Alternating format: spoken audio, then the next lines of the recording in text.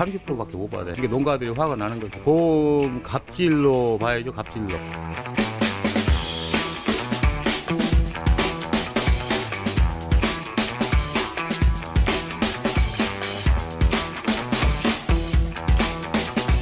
동서 거리가 약 263km입니다. 전남 지역에 최소한 100명 정도의 경운이 와야 됩니다.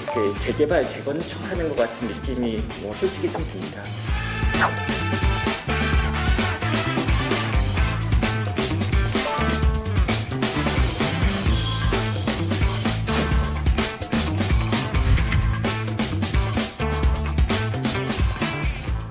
네, 어바웃우리 동네 월요일 첫 순서입니다. 친절한 기자들, 여수MBC 기자들의 똑소리 나는 뉴스 디자인을 친절하게 해설해드리는 시간이죠. 네, 똑순이 기자, 조희원 기자 모셨습니다. 어서 오세요. 어서 오세요. 안녕하세요. 네.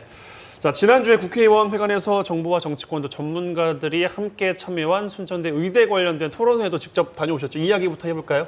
네, 일단 거기가 서울이었잖아요. 국회였는데 저는 서울이 아니라 순천인 줄 알았습니다. 그만큼 순천에 계신 분들이 많이 왔다. 네, 정말 오늘 순천에서는 과연 일이 돌아가고 있는 거냐 걱정이 될 정도로 자, 순천시장님, 순천대 총장님, 그리고 순천시 국회의원, 순천시 의원분들은 다 오셨고요. 전남도 의원분들도 동북권 출신 분들은 거의 다 오셨더라고요. 그리고 다른 사회단체 분들도 많이 오셔가지고 그 세미나실이 꽤 넓었는데 앉지 못하고 서서 그 토론회를 보시는 분들이 상당히 많았습니다. 네. 그래서 순천대에 의대 유치를 했으면 좋겠는 그 열망이 얼마나 강한지를 느낄 수가 있었는데요. 그러게요. 저는 그 리포트는 담백하게 전해드렸는데 동부로 의대를 가져와야 된다면서 서로 막 으쌰으쌰하는 분위기가 넘쳤습니다. 네. 그래서 국회의원분들은 동부로 우리 의대 반드시 가져와야 됩니다. 이 목소리를 막 연사를 외치시는 분들도 많았는데 네. 토론이 시작되니까 그런 분위기가 조금 가라앉았습니다. 왜냐하면 토론에 참석한 사람 중에서 순천대학교 박기영 원장님을 제외한 다른 분들은 동부권에 꼭 의대가 들어와야 되나의 질문에 대해서 명확한 답변을 내놓으시지 않았어요. 동부권이 정말 의료가 열악하다는 건 알겠지만 과연 의대를 가져오는 게 능사냐 이런 중간자적인 태도를 보이신 분들도 많았고요. 네. 앞서 VCR로 잠깐 보셨을 텐데 이게 마치 재개발처럼 누가 먼저 이거를 선점해가지고 이익을 얻을 거냐라는 경쟁처럼 보인다고 꼬집은 패널도 있었고요.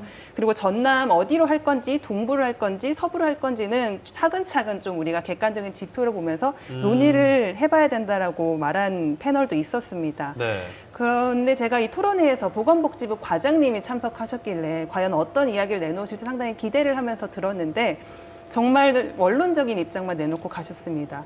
이 의대 유치가 어떻게 절차가 진행되는지 뭐 8월 말까지는 이런 절차가 있고 10월 말까지는 이런 게 나온다 이런 얘기만 하고 가시고 토론회 때는 어떤 새로운 이야기를 하시지 않으셨어요. 그래서 제가 토론회 끝나고 이거는 오프 레코드로 할 테니까 혹시 전남의 의대가 들어올 가능성은 얼마나 되냐 그리고 이 동서부로 나누는 그 TO가 될 만한 100명 이상을 받을 수 있는 가능성은 얼마나 되냐를 여쭤봤더니 그냥 도망가시더라고요. 아이고, 네. 그러니까 좀 어떤 입장을 지금 당장 내놓기는 좀 부담스러웠을 수도 있고 좀 네. 정해진 게 또 없는 상태에서 그럴 수도 상당히 있겠군요. 물밑에서는 좀 협상이 많이 진행되고 있는 것 같았는데 그 자리에서 상당히 이야기가 많이 나오긴 했습니다. 근데 적어도 표면적으로는 공식적으로는 발전은 사실 없는 자리였고 이렇게 동부에 의대를 유치하는 열망이 되게 강하다라는 거를 정부에 좀 보여줄 수 있는 그런 자리였던 것 같습니다. 네. 네. 전남 의대 유치에 대한 열망만큼은 정부에 전해졌을 것 같습니다. 네. 네. 전남이 또 워낙 크다 보니까 동부와 서부로 나눠지잖아요. 이 각 지역에서 우리 지역에 유치해야 한다, 의대를 유치해야 한다 이렇게 또 주장을 하고 있을 것 같은데 어떤가요?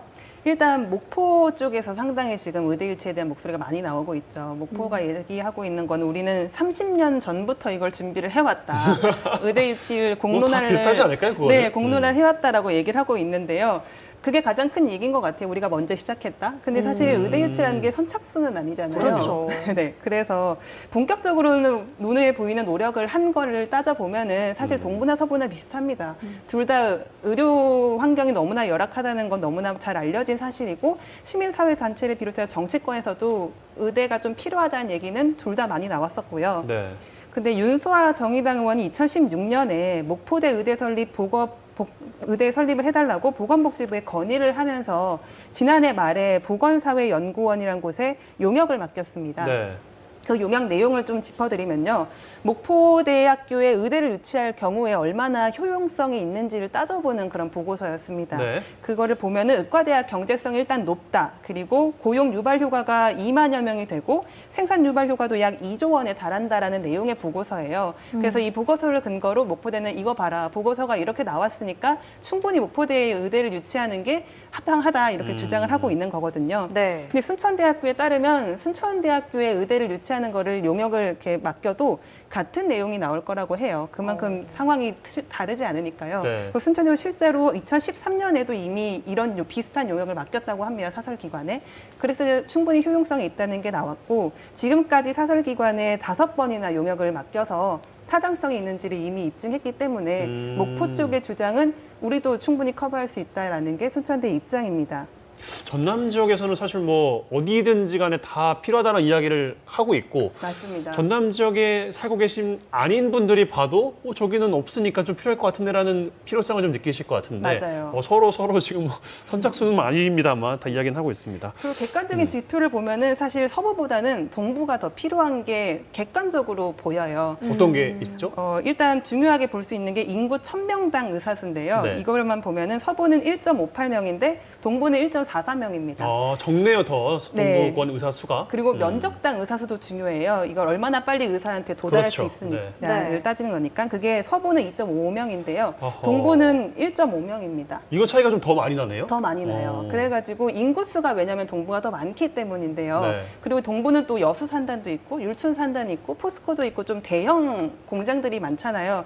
여기서 사고가 나는 경우가 크고 작은 사고들이 정말 많이 일어나는데 네. 저도 현장 취재 가면은 이분들이 뭐 여수 전남병원, 성가로르 병원으로 일단 1차로 이송이 됐다가 대부분 광주나 뭐 위로 다 그러니까요. 옮겨지세요. 전원율이 여수가 정말 전국에서 순위권에 드는 상황입니다. 네. 그 생존율 같은 걸 보면은 심근경색이 일어날 경우에 생존율이 여수는 거의 0에 가까워요. 네. 그래서 객관적인 지표만 보면은 당연히 동부에 오는 게 더 많은데 지금 아무래도 서부가 먼저 좀 의제를 선점하려고 먼저 시작했다라는 거를 계속 어필을 하고 있어서 동부가 약간 늦게 시작한 것처럼 보이는 경향은 있는 상황입니다. 늦게 시작했으면 뭐 정확하게 어느 시점을 따질 수 없겠습니다만 늦게 시작했으면 더 단일된 목소리, 더 큰 목소리를 내야 정상이지 않을까라는 생각을 좀 하는데 그렇지는 않은 것 같은 느낌이 좀 지울 수 없더라고요. 그게 좀 가장 아쉽다는 이야기들을 하시더라고요. 네. 이게 지금 동부권 내에서 좀 제각기 목소리가 나온다는 건데요. 서부권은 목포시가 워낙 좀 크고 중심이 있다 보니까 목포를 중심으로 되게 잘 뭉쳐요, 원래. 네. 그래서 9개 시군이 이 의대 유치 공동 선언문도 최근에 채택을 했습니다. 그러면서 네. 같이 대응을 하고 있는데 문제는 동부권의 그 여수, 순천, 광양 뭐 고흥은 좀 논외로 하더라도 여기는 뭉치지 않고 있는 모양새를 좀 보이고 있습니다. 여수는 좀 남의 동네 일 보듯 하다라는 느낌이 제가 취재하면서 좀 받았어요. 아, 그래요? 네, 의대 유치를 하자 이런 목소리가 나오기 전에 의대 유치하는 거는 뭐 의대 유치하는 거고 일단 우리한테 대학병원이라도 달라. 그러니까 여수 캠퍼스에 애초에 이제 합쳐지면서 여수 대학교가 이제 전남대학교를 합쳐지면서 그 의대에 대한 얘기는 계속 나왔었어요. 아니 순천으로 의대가 올지 말지도 모르는데 병원은 일단 주세요라는 건 참 남의 네. 동네 이야기하는 게 그렇게 느끼실만 했겠어요. 네, 그 약간 그런 성명서가 좀 발표되는 걸 보면서 일단은 의대를 먼저 유치하고 그 다음에 좀 차근차근 논의를 해도 되지 않나 이런 생각이 들 정도로 네. 그러게요. 약간 조금 아쉬운 부분이 있었는데 뭐 차차 시간이 지나가면은 조금 더 나아지지 않을까라는 생각이 들었는데요. 광양시 같은 경우에도 특별한 목소리는 나오지 않고 있습니다. 시민사회단체나 뭐 정치권에서도 적극적으로 나오진 않고 있어서 그 부분이 좀 아쉬운 것 같아요. 순천시 그래서 지금 보면은 순천시랑 순천대학교만 조금 열을 올려서 애가 타가지고 이걸 준비하는 느낌인데요. 지금 순천시랑 순천대학교는 TF팀을 최근에 구성을 했습니다. 네. 그래서 순천대학교 사람들이랑 순천시청 공무원들이랑 이제 이렇게 나눠서 맡아가지고 만들어진 태스크포트 팀인데요.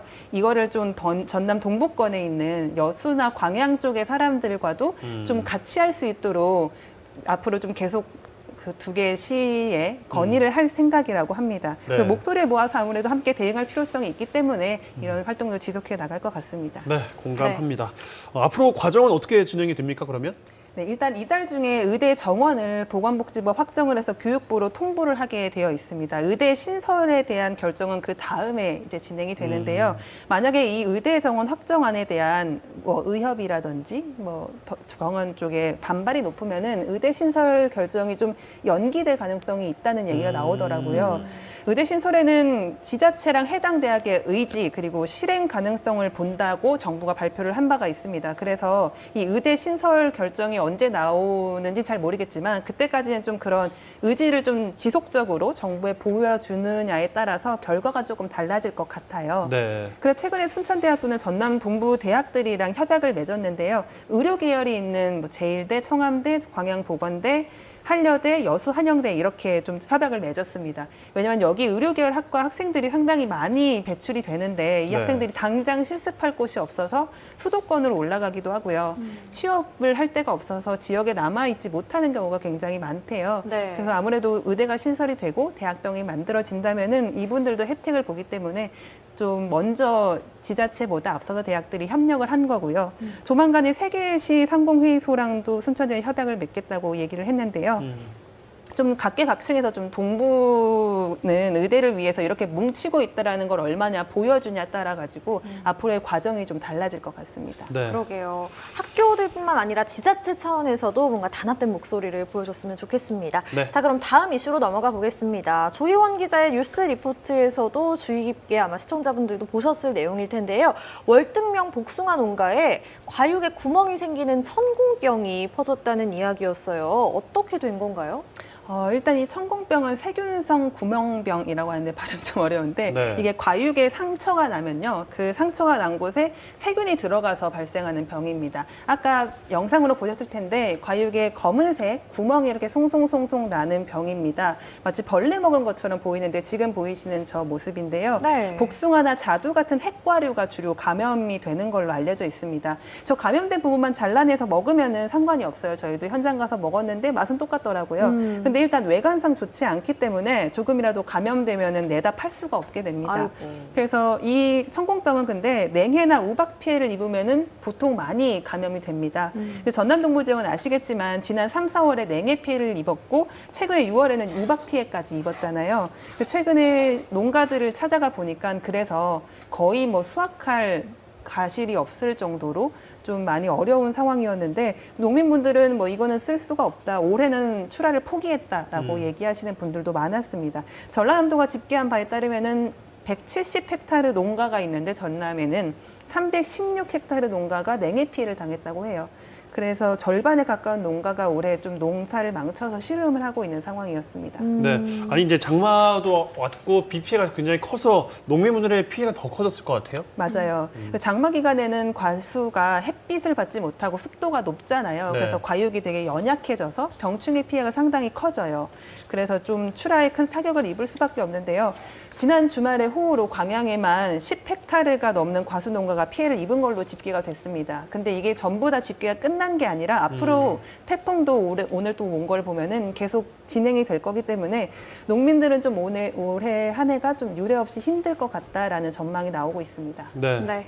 알겠습니다. 이렇게 좀 마무리를 해봐야 될 것 같은데 이번 주 주목해볼 뉴스도 역시 호우 피해에 대한 대책 이런 뉴스죠? 네, 맞습니다. 우리 지역이 아무래도 호우랑 태풍이 또 피해가 너무 커가지고 근데 특별 재난 지역에서는 좀 빠져있는 상황이에요. 네. 그래서 농민분들은 이걸 보상받을 수 없어서 어려워하시는데 그 현장 찾아가서 좀 목소리 들어보고 대책은 있는지 좀 짚어보려고 합니다. 알겠습니다. 네, 호우 피해가 어느 때보다 극심한 요즘입니다. 조희원 기자가 잘 정리해 주시길 바라겠습니다. 고맙습니다. 네, 고맙습니다. 자.